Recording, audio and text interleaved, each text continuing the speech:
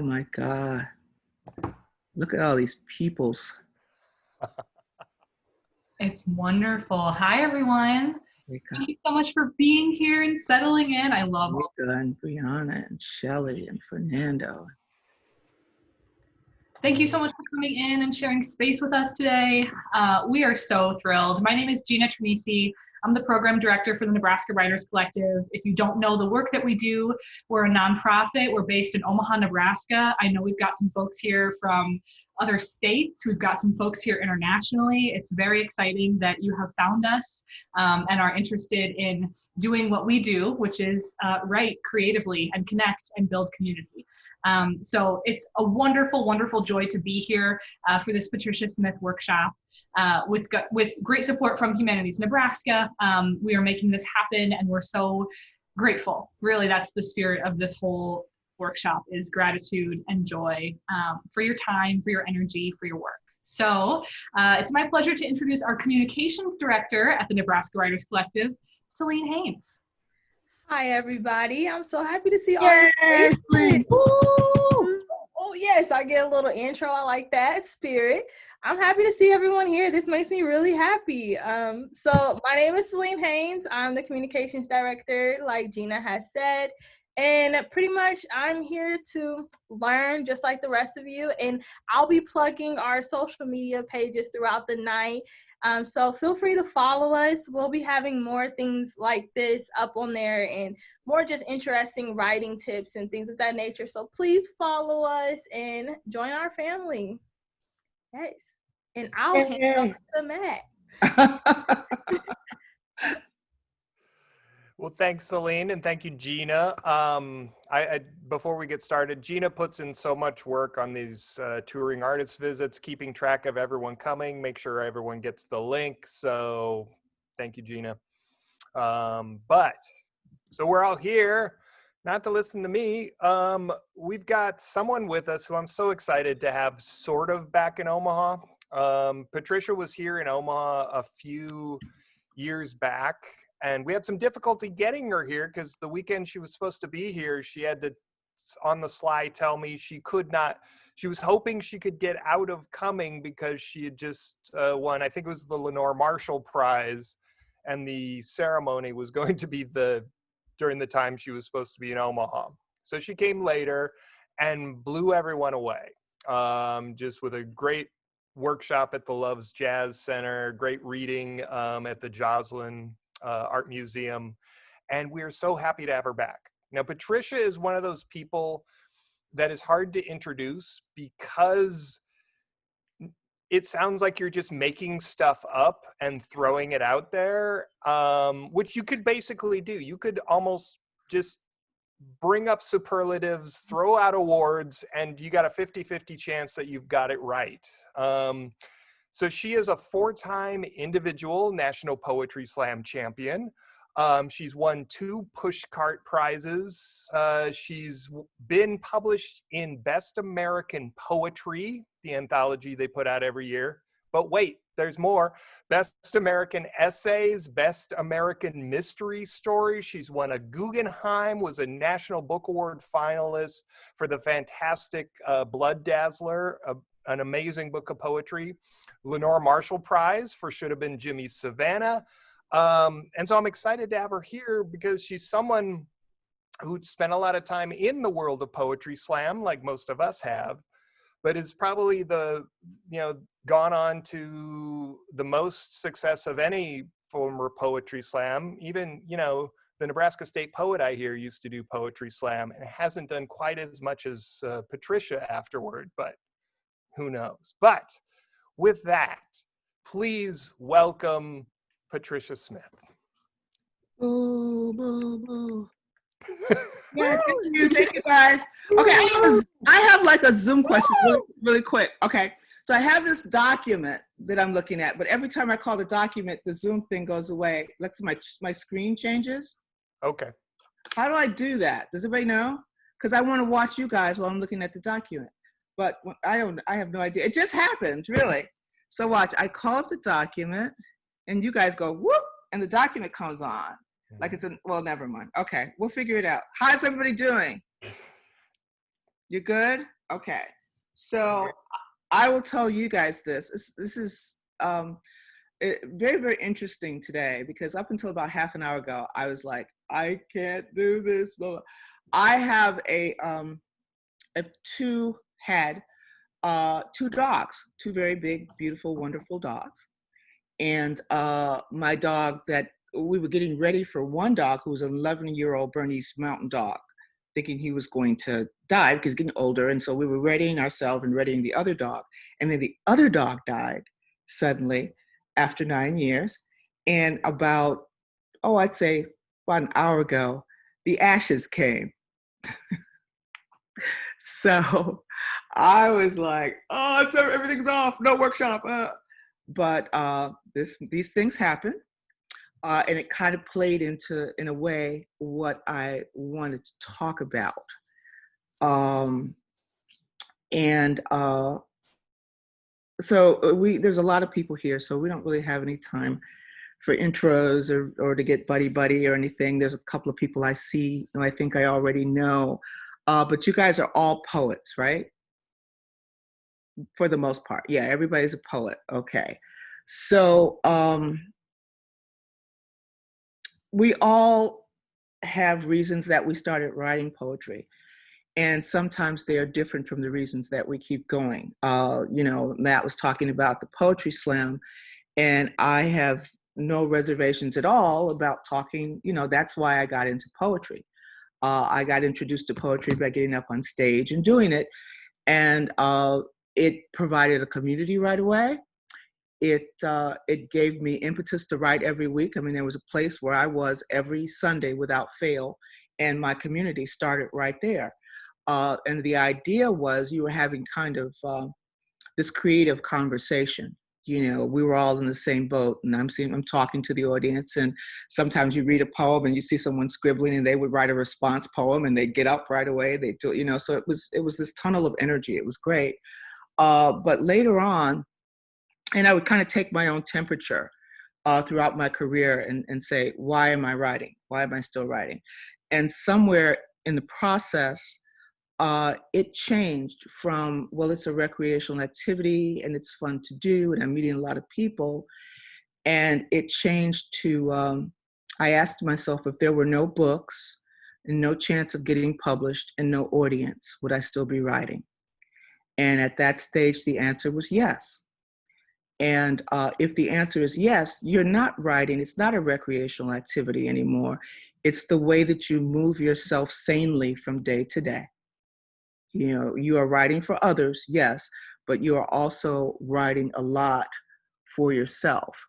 And because of that, we often find that we have to write difficult things. So I want to ask, and you guys can nod or you can do the little hand raising thing, which I think is really funny because the hand's never the right shade, but how many of you have something that you should be writing about that you're not writing? And what I mean is it's either prohibitive emotional content, it's something about family that you keep getting closer to and then backing away from. It may be something about yourself. And I'm not thinking, when I say writing, I don't mean that you're writing particularly for an audience, but when you reach the stage we have, you have to write through things. Maybe you stuff it in a kitchen drawer and you don't look at it again until you need it. But our way of approaching things and working through them and figuring out how we're rooted and how we feel about them is to write them, So how many of you have something that you should be writing and you're avoiding? Okay, hands are going up all over the place. Okay. And you know why you're avoiding it? Which is really interesting because sometimes I'll have students in a class and they'll start handing in work and you'll see that they're writing all the way around something. And sometimes they get close. It's like they're touching a hot stove and they back up and But when I asked them about it, they said, no, I'm fine, you know. But I'm kind of able to see that stuff. So uh, everybody just think for a second and say it in your head. Uh, I should be writing about blank, and I'm not doing it. Okay, so I just want everybody to know what that thing is. We have to write about, I'm gonna look in the chat too. I have a habit of just talking and forgetting to look in the chat. Okay. Yeah, the thing about Haley said they'll be super vague and not want to go into detail.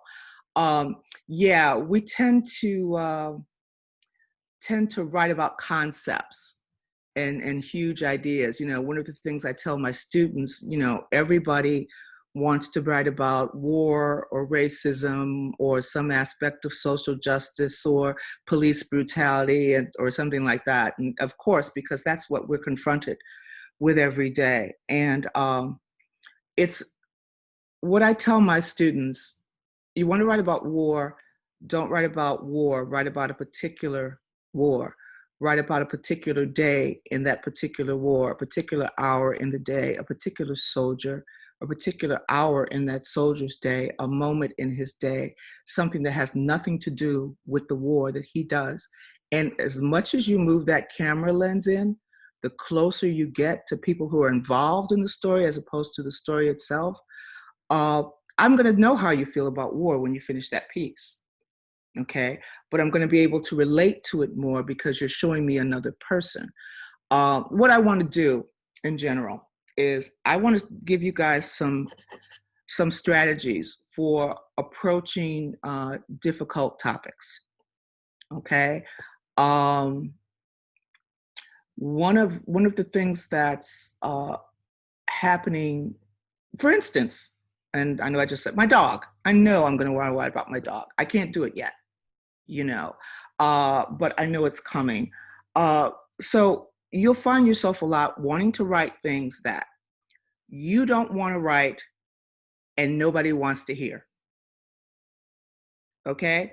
So nobody wants to hear your poem about the latest, Black man killed by the police. Nobody wants to hear your COVID poem, whether or not you had it or you don't, nobody wants to hear that. Nobody wants to hear your confessional poems about things that are going wrong in your life. Okay, and you don't want to write them. Okay, so if you don't write it and nobody wants to hear it, what do? And there's, I talk to my students a lot about looking for, and this is a general thing, looking for an unexpected entry point into your poem. I talk a lot about signature. And everybody here should know, if you're in a class of mine for some time, one of the last classes is everyone writes a poem without his or her name on it, and they put it on the table. And by that time, we should be able to know who that person is. Everything from your word choice to the way the poem is placed on the page, to how many stanzas you have, to where you break your lines. This is power that all poets have. Okay, and sometimes we don't think about that.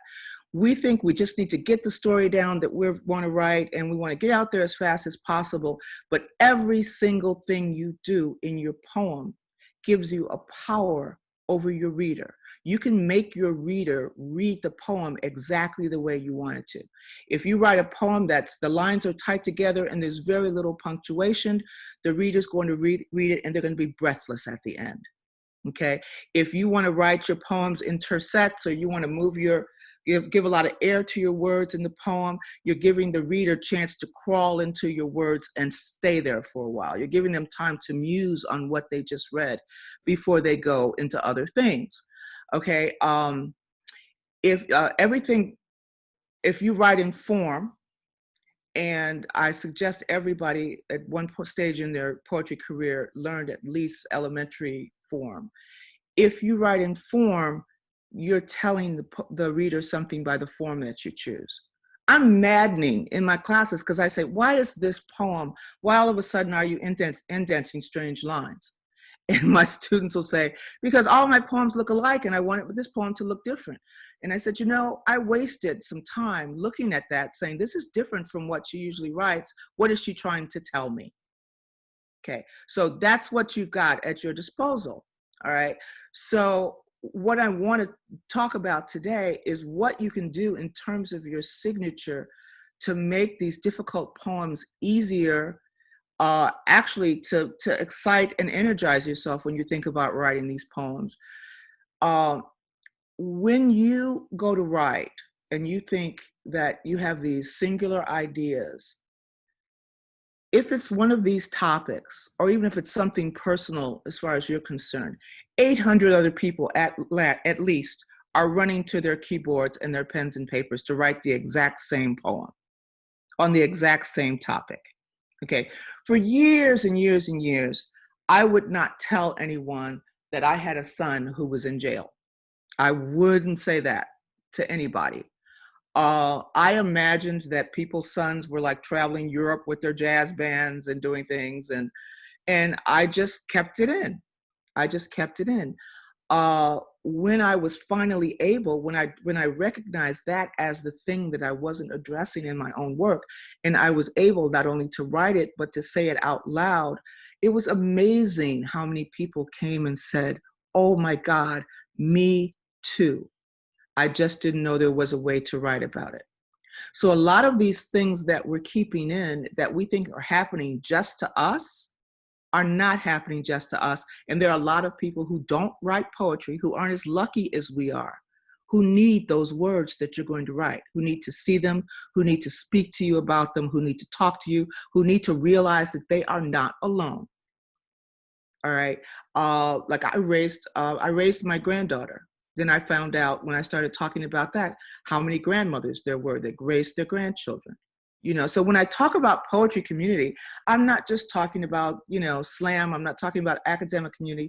I'm talking about a community of witnesses, things that have happened to us that we have to be willing to relay to other people.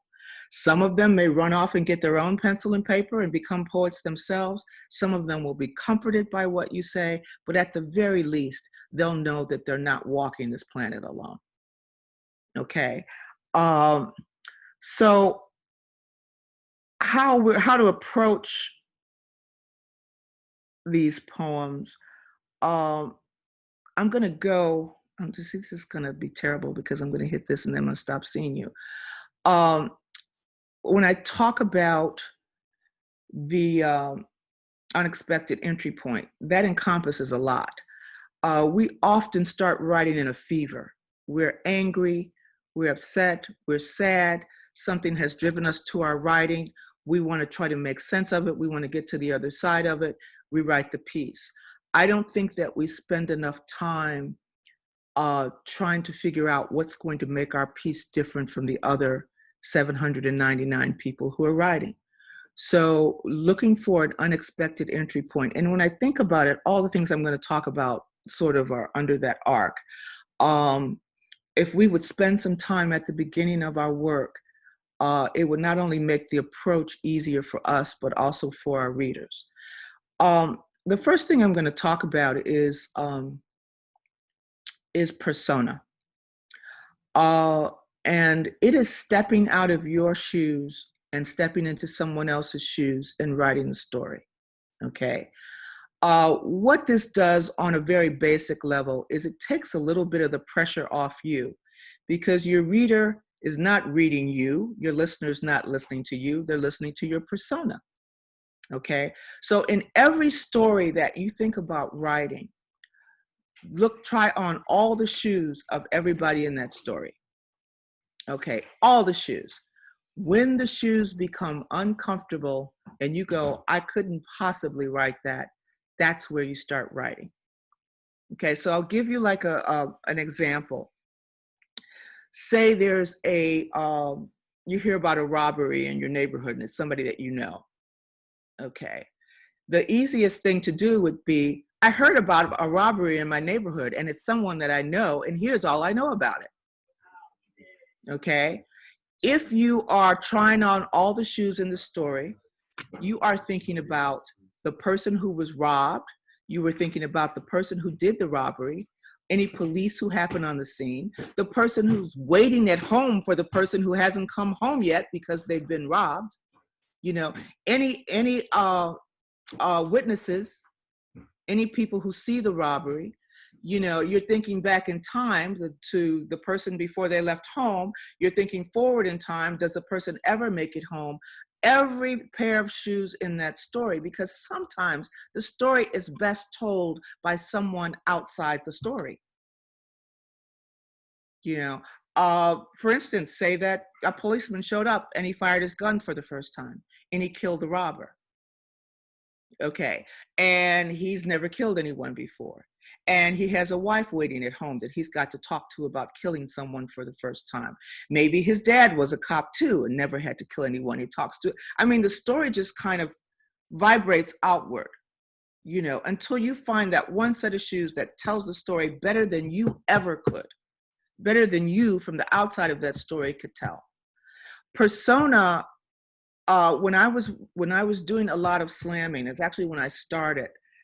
Someone brought me to a place called the Green Mill in Chicago, and for the first time, and there was a woman there who was the national slam, not the national slam, the Chicago Slam champion. They had a Chicago Slam champion, changed like every 2 weeks, and I was like, I don't know what this thing is, you know, I don't know what it is.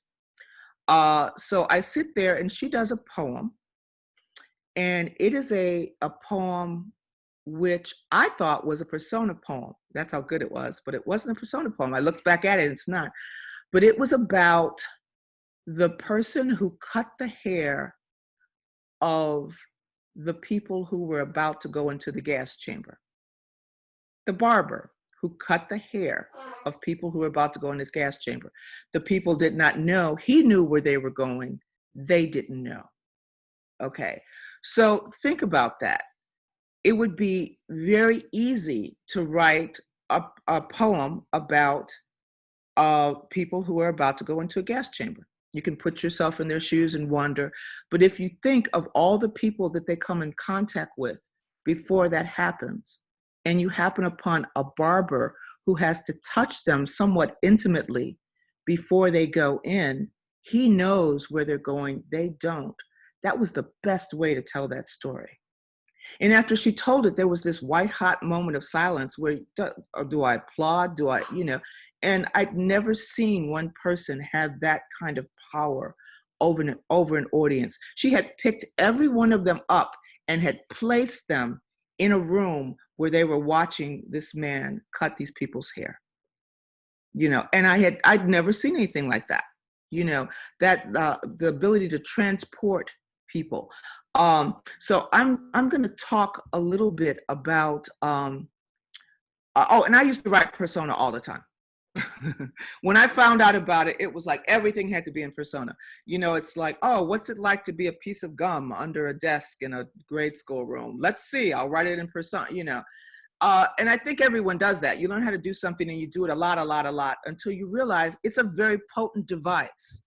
And you figure out when's the best time to use it. You know, you don't use it all the time. And I'll say probably a couple of times while during this session that your toolbox and what you fill your toolbox with, I insist that everybody learn at least rudimentary form, that you learn how to perfect a sonnet, that you absorb as much of that knowledge as you can, because a lot of poems that you've been carrying around for years and you're wondering why they don't work because they are asking for something you do not yet know how to do, or something that you have not attempted. Okay, so I'm going to talk about persona. I've got some poems, but I don't want to give them to you now. I want to give them to you at the end of this. And I'm going to call them up for myself. And let's see what happens. Oh, there they are. Oh, they're there. And you guys are here too. Yay. Okay, so when you get this, Lisa Boscani's Barber poem will be in it. I'll tell you about the first persona poem that I wrote, why I chose to write it in persona. It's not the first one everyone thinks about. There was a guy who worked as an undertaker in Boston, and I was very interested in his job. You know, he said, well, it used to be an older member of a family would call me and say, my grandpa, my great grandpa, or great grandmother or something died, and he would work along with the family to, to bury the person, and that was it. And he said, well, now when my phone rings, it's a mother asking me to bury her son, that her son has been killed in some manner of street violence, and how different that was. And one of the things that really stood out is he said, well, they always want to see their son again. And it was at a time when a lot of kids were being shot, but they were being shot, so there would be no doubt, they were being shot in the head. And he says, and then I have to recreate the son's face. And I said, well, how do you do that? And he says, well, I have to remove skin from other parts of their bodies to construct eyelids, to do things, to make it so the mother can see them again. Now, I could have written about this undertaker and the things that he had to do, but the best thing to do was to write in his voice, to hear him explain how painful it was when he, first of all, he didn't want to answer the phone, but when he answered the phone and he heard this mother's voice. And I also had these details about things he had to do technically, which we never think about, to reconstruct a face. And so the first persona poem I wrote was in his voice. And I was at that stage where I was still slamming, and I was thinking, wow, this is you do a little bit of research and you got this, and this is great, and this is going to be a great slam poem. And that's what I used to think. Until I started to do that poem in different places. And those of you who have done a lot of readings know that you're not always reading in a library. You're not always reading in a college classroom, a high school classroom. You're reading at public housing meetings, and you're reading at juvenile detention centers, and so it was a public housing meeting. And they said, just read a poem about what it's like. Wow. Oh, you know what? So I do this poem, and 3 women run out of the room. Okay, so they run out of the room because while I'm doing this, they are picturing their sons who were gone on the slab in the undertaker's basement. And that's when I began to realize that real people hear these poems. It's one thing to say, I'm going to play around and entertain, and I'm going to strategize and do the best slam poem ever. But what that teaches you in the long run is how much power words have to move you from one place in your head to a safer place. And when you say these things, you can't pick and choose the people who hear them, and you can't pick and choose the way that they receive your poems. And so I began to realize that there were people who were never going to set foot into a poetry reading who really were the best people to receive these poems, because they were in the midst of the life you were talking about at that time. Okay, so, and that was the first time I wrote one, but it got me thinking about it being an instrument of real power, that you can do it. The second time was somebody painted a swastika on Plymouth Rock, and I don't know who has gone through New England or knows anything about, but you don't mess with the rock. Okay, you just don't. That's so people lost their minds, and they found out they couldn't find the person who did it, but they found a representative group, and it was called the White Youth League. And they interviewed this one guy, and he was spewing, I hate blacks, I hate Jews, I hate gays, kind of what you would expect.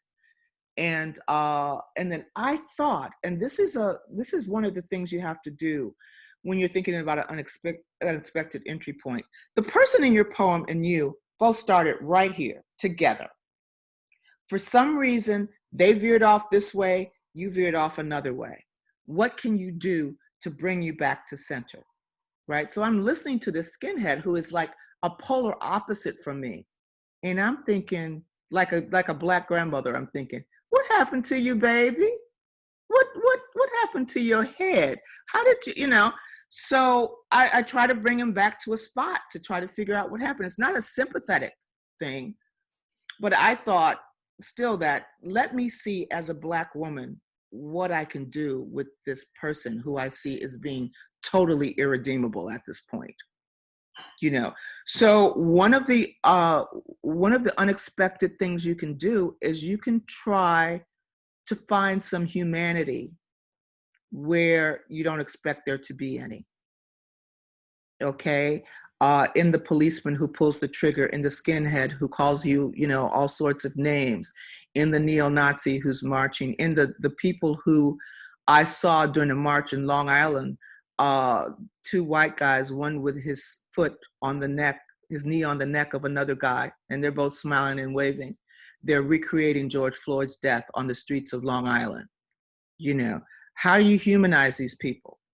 What happened to them to reach that point? And what you are doing every time you do something like this, you're giving your reader another way to think about something they think they already know. And you're giving yourself a way to think about it that energizes and excites you with the writing, because it's not the same old, it's something else. Later on, and I'm going to go back to the Undertaker poem. I wrote it in the Undertaker's voice, and later on I revisited that and I wrote it in the child's voice. The child on the slab. And talking about, I know what your mother asked you to do, and I know it's almost impossible, and ask, how can I help you? If you are a writer, you should be going insane every day. There should be ideas and perspectives and stuff just knocking you in the head from the minute you open your eyes until you close them. But you have to be perceptive. You have to be ready to see them for what they are, to say, oh no, that sounds crazy, I couldn't possibly write that. And then to move past that and know that you can, When I decided, thank you. There's a long story behind the writing of about Blood Dazzler, which is a poem of books about Hurricane Katrina. I didn't start out to write a book. I had one poem in there, and it was about the 34 nursing home residents who had lost their lives. And I had a connection. That's the only thing I had a connection to, because my aunt had died in a nursing home, and I would visit her a lot, and I would see the types of people. There would be like the woman who would put on a full face of makeup every day and sit out in the lobby and just kind of, flirt with all the old guys. There was always the soldier, and telling his war stories. And so I knew types of people. Blood Dazzler would not be a book at all if it wasn't for the power for personification. Okay. That book didn't start. I would have been like at square one and just kind of stunned and not knowing what to do with all those voices if I had not personified the storm. Okay, so I'm looking at things like everyone is looking on television. I'm reading things in the newspaper. But when I decided Katrina, she has a name, she has to be a woman. And what that gave me was not me looking at everything that went into the book, but her. She was alternately arrogant, she was remorseful, she was giddy, she was vengeful. This is like any other woman I know, right? She had the same feelings that we have, human feelings. She wasn't a monster all the time. She wishes sometimes that she could have pulled back on her power, but she couldn't, And then she was one entity in the beginning when she was just a tropical storm, but she became someone when we gave her a name. And so everything that happened in the book, I was able to look at it, and then I was able to think, what's Katrina thinking now? You know, so when you think about personification, and I say, I'm talking about trying on all those shoes don't have to be shoes that humans fit into. Okay, you can personify something inanimate, you can personify weather, you can personify an object. Sometimes that's your story. You know, it's going to feel weird. It's going to be like, I just want to write this piece, you know, but no, you want to write it like no one else is going to write it. Okay, so because of that, I was able to check in with Katrina at points throughout the book. What's she thinking now? What's she doing? This thing just happened. These 34 nursing home residents just died. What does she think about that? Well, she looked at it and she said, well, they were calling on their God. You know, they were praying. They were praying to the wrong person. They were praying in the wrong direction. They should have been praying to me. Okay, so persona, I can't stress enough how much power it has.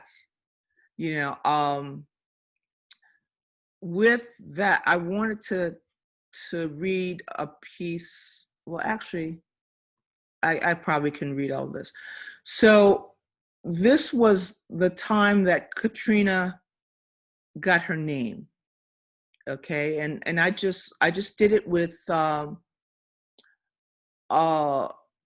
date was the title, 8 a.m. Sunday, August 28th. Katrina becomes a Category 5 storm, the highest possible rating. And I'll tell you why she has a Southern accent when I get done with this. For days, I've been offered blunt slivers of larger promises.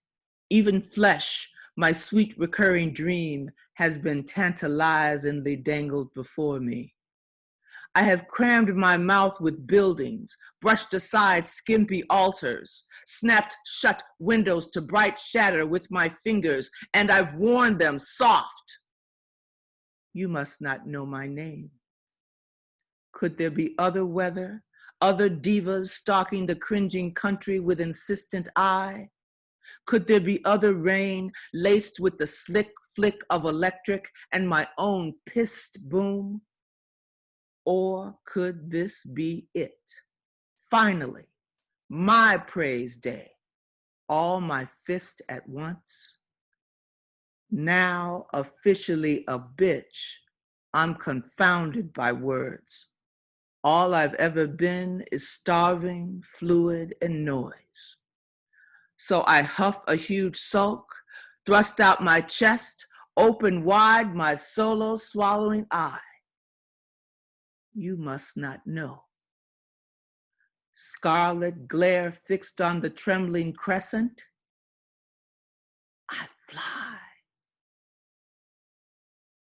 Right. So thanks guys. She's got, you know, she's off. She's headed for New Orleans, you know, and from that point, all you need to do is just check in with her. Where are you?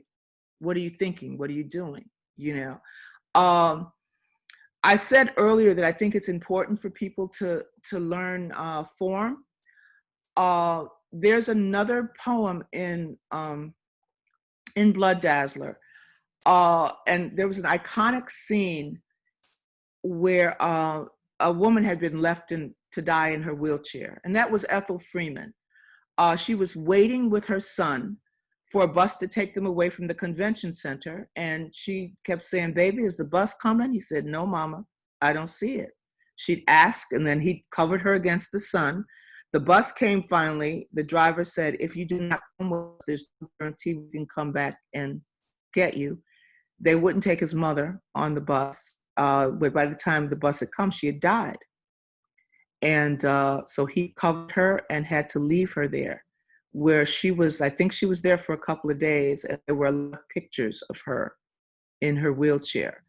And to me, I didn't want to make her that tragic figure. I wanted her to be a triumphant figure. So you think about older Black women in the South, and they're religious, you know?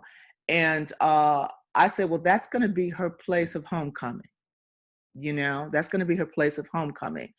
And, you know, there was a gradual change where she's asking about the bus. And after she dies, she sees someone coming, but it's not the bus, it's her God. And whether you are religious or not, you cannot deny that this is probably the mindset of this woman, you know, or would have been. So what I asked myself, how do old people sound? They have comfort spots in their language that if you have grandmother or great grandmother or great grandfather or grandfather, you hear the same phrasing over and over. You know, it's just like whatever they're talking about. And so I say, okay, they use a lot of the same words, a lot of the same phrasing. And so this is where your toolbox comes in. You look into your toolbox and say, what form have I learned that has repetition at its heart? And so I thought, I'll do a sestina, because she's like chair, sun, wait, sleep, sun, and come are my 6 words, S-O-N and S-U-N. And she's going to keep, because she keeps asking about the same things. And then those words themselves go through a transformation, you know, where she's saying, get me out this chair, help me stand on up. No time for sleeping, because look what's rumbling this way. If you sleep, you're going to miss it. Look there, I tell my son. He don't hear. I'm about to get out this chair, but the ghost in my legs tells me to wait for the salvation that's sure to come. I see my Savior's face alongside that sun. Nobody sees me running toward the sun. Lord, they think I done gone and fell asleep. They don't hear, come, come, come. Ain't but one power make me leave my son. Okay, so she goes from talking to him about what's coming to what she sees coming after she dies. So in that instance, it was a form that was at the heart of the poem, because I want the form to sound the way the woman would sound. Okay, the same power that you have with placement on a page. You want somebody, you're writing about somebody rushing out of a burning building, and you put everything together with very little punctuation. By the end of the poem, your reader's going to be going, and that's what you want. So, you know, that is also, and that also was an indication, that was a persona poem also. Nobody wants to hear me talk about Ethel. I didn't know Ethel. You know, Ethel wants to tell you, and the last thing I want to do, talk about in Blood Dazzler, there was no light in that book. There was really no place to put light. Everybody knew what happened. And this was like a dance theater production. It's really hard. And so we're trying to figure out, what are we going to do? And the thing about Katrina is if she was a woman, then she had a family. Okay, she had a family. At one point, I had her talking to another New Orleans hurricane, Betsy, and she said, Betsy, you didn't do this the right way. I did it the right way, But then I said, okay, if she's got a family, who's her family? And it made sense that her family would be the other hurricanes that year, and it gave me the ability to, at the end of the book, say, remember, she didn't come from nowhere. There's more of her. And I was able to take each hurricane that year and give them a personality in one line. It was called Siblings. Arlene learned to dance backwards in heels that were too high. Brett prayed for a shaggy mustache made of mud and hair. Cindy just couldn't keep her windy legs together. Dennis never learned to swim. And it would go through the alphabet like that. And at the end, you'd get to Tammy. Tammy crooned country, getting the words all wrong. Vince died before anyone could remember his name. Wilma opened her maw wide, flashing rot. None of them talked about Katrina. She was like the outcast, right? She was their odd sister, the Blood Dazzler, and that's not really, it's not persona. It's personifying in the fact that I'm giving each one of them a little life in a little backdrop in each line. Okay. So that's okay. We'll get back to persona, but that's one way that you can do it. Another thing, and this happens more with personal difficulties. I will say one thing when you talk about writing about family or writing about yourself, especially family, that you are in charge of your life story. It's yours. Okay, it's gonna intersect with other people's life stories at some point, but it is yours. If you do not write your own life story, you give someone else permission to write it. You put someone else in charge, and you never want to do that. So I get the question all the time about the difficulties of writing about family, relatives who are still alive. You know, if you're writing about them, you just have to tell them, I am writing about where my life intersects with yours. Okay, and believe me, it's not always and it's easy thing to do, you know. But you own that, you know. When my father, I'm an only child, and I'm a daddy's girl. And when my father died, I kept trying to write the definitive "My Daddy Is Gone" poem, the one that was going to encompass our relationship and talk about death and be an elegy, and you know. And I couldn't write for the longest about funny things that he would do. I couldn't. And I think this happens to a lot of people. I couldn't force myself to write "My father is dead," because if I wrote that line or any version of it, it meant that there was no there was no chance of magic happening, you know. So I just wouldn't. I wrote about all these funny things, and then I thought about the camera lens. You've got the camera lens out too far, Patricia. Move the lens in. So I moved it in, and I realized that one of my favorite things was my father teaching me how to cook. Okay, my mother was like the official parent, you know, and my dad was the fun parent. So and then I say, okay, move it in some more. What kind of things did he teach you to cook? Oh, it was the hot water cornbread. Move it in some more.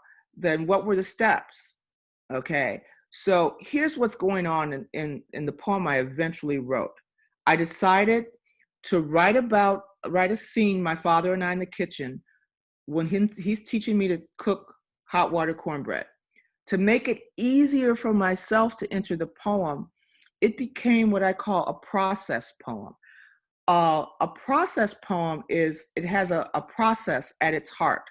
You guys have all seen poems where maybe a father teaches his daughter how to ride a bicycle, okay? And you'll see the steps. First, you know, put your right fin, you know, and so that process, the instructions are built into the poem. So there's a little leg for you every place. There's something to boost you up and say, okay, you need to go to this next step now. And I started to build the poem around the ritual, and it was a recipe. Okay. So, and then you don't have to start with the camera in on you and your father at all. The recipe for hot water cornbread is simple. Cornmeal, hot water, mix till sluggish, then dollop in a sizzling skillet. When you smell the burning begin, flip it. When you smell the burning begin again, dump it onto a plate. You've got to wait for the burning and get it just right. And then more of the father comes in. You know, before the bread cools down, smear it with sweet salted butter, smash it with your fingers, crumble it up in a bowl of collard greens or buttermilk. Forget that I'm telling you, it's the first thing I ever cooked that my daddy was laughing and breathing and no bullet in his head when he taught me. So if you're not listening carefully, those moments go by real fast and you go, did she say something about a bullet? So the thing is, I'm not giving his death the power in the poem. Okay, so when I talk about moving the camera in, the camera's gonna rest on something that has nothing to do with the loss. Okay, and when I say you can write about war by writing about a particular soldier, you can write about someone you've lost by writing about a particular item, you know, a particular saying, anything like that, you know, still move around, Have your your father's best friend, the guy who used to go out for with drinks and they used to sing bad blues together and play cards and all that. Have him talk about him. You can shine all kinds of light on a person, and I know elegy is particularly difficult. So think about the rituals. What kind of things did you do with this person? See if there's a process that you can put at the heart of the poem. Sometimes you can throw your process away. Okay. Sometimes you can just use it to get into the poem to make it easier for you. And then once the poem is done, you can remove parts of the process and make the poem out of what's left. My mother and I are not friends. Okay. When I said she was an official parent, she really was an official parent. I mean, when she came up from the South, she wanted to be a Chicago girl. That was it. And I do believe that she married my father and wanted to have a child right away to kind of cement her life in the city. Okay. If my mother and I were not related by blood, we would not be friends. How long did it take me to be able to say that out loud to an audience that had women in it, and how blasphemous that is? It's funny, because someone gives birth to you doesn't automatically mean that you love them unconditionally. They can turn out to be the kind of person that you wouldn't even deal with on your own if you had a choice, right? So I'm in upstate New York, and I'm not now, but I was. And there's this woman named Karen Finley. And Karen Finley used to be a performance artist. And those of you who remember her, if you do, the government was always yelling at her because she was doing things they didn't think should be paid for by NEA money. And one of the things she did, for instance, was come out on stage totally nude, covered in chocolate, with a yam up her butt. Okay, now what that message was, I do not know. I don't know what she was protesting. I don't know if it was a yam situation or a chocolate situation or a butt situation. I have no idea. But then, imagine politicians are going, excuse me, is this where our NEA money is going, right? So I find out years after that she lives in my neighborhood, and she's giving little writing workshops. And she's like a soccer mom, right? So I go, great, I will take a writing workshop with Karen Finley. She does a thing on smell. Smell, as you all know, is like an amazing sense. You can smell something and it'll rocket you back years earlier to a particular time and place. So she does a scent thing. We go to a pharmacy. She says, I want you guys to pick out something that reminds you of a scent from your childhood. And I was the only Black person in the workshop. Everybody else was picking out like suntan oil and stuff. And I go, no. So I get over to the cleaning aisle, and my mother's the cleanest person in God's earth. I grew up with a white carpet in my house, and I mean white, right? And she used to iron bedspreads. I mean, it was crazy. But she also, I see this little bottle of Lysol, a little tiny bottle, not the big ones, a little tiny blood red skull and crossbones bottle. Do not use without diluting. And my mother used to use this stuff on the walls of the house with no water, which explains a lot about my brain function. So I see this thing and I go, wow, I'll buy this, and I'll wind up writing this funny poem about how clean my mother is, right? So I buy this stuff. The instructions Karen gave us was to put the smell on cotton balls, douse cotton balls with it, and put it around your writing area and see what happened. So I got the Lysol wafting up, and I got my hands on the keyboard, and I'm thinking, oh, okay. I'm going to wait for this funny poem to come. And something else came. And I called my mother and I said, is this true? And she said, oh yeah, we all used to do that. So I found out that in the summertime, when I was particularly Black, and my mother was never satisfied with my color. I was always too dark for her. I would come in from playing, and she would put me in a kitchen chair, make me bend my neck because you're always darker at the back of your neck. She would put undiluted Lysol on a washcloth and scrub the back of my neck. Okay. And I go, what? And I can't be angry, right? Because she came up from the South and they thought the whiter you are, the better you'll get along. The darker you are, the more trouble you're going to have, right? But I got to do something. So I want to write this major poem, and it's hurtful for me, and it's not painting my mother in the best light. So this kind of ties into the process thing. I couldn't figure out how to do it, and it was really aggravating to me. And I had the little box with the Lysol, and I kept moving it around. And then one day I just said, I'll look at the box. And it was they had instructions and said, for more information on Lysol. So I called it up, and there was a Q&A on the site. What surfaces can I use this product on? And I just typed the answer. Can Lysol be used in the kitchen? I typed the answer. Lysol can be used on countertops, refrigerators, non-wood cabinets, sinks, stovetops, and microwave ovens. So I'm doing this like I'm starting the poem. I'm thinking maybe there are a lot of people who say once their fingers get going, something happens and they, So I don't know. Can I use this inside my refrigerator? I typed the answer. Can I use this to kill mold and mildew? I typed the answer. Next question. Can I use this to scrub the uncontrollable black from the surface of my daughter to make her less Negro and somehow less embarrassing to me? She's like the hour after midnight, that child is. What does Lysol say? Why, yes. Begin with one Sears gray swirl dinette set chair screeching across the hardwood on plastic steel legs. Spindly steel legs. Okay? So what I did for myself was I tried to make this just another use of this product. Okay? Doing it that way got me into the poem.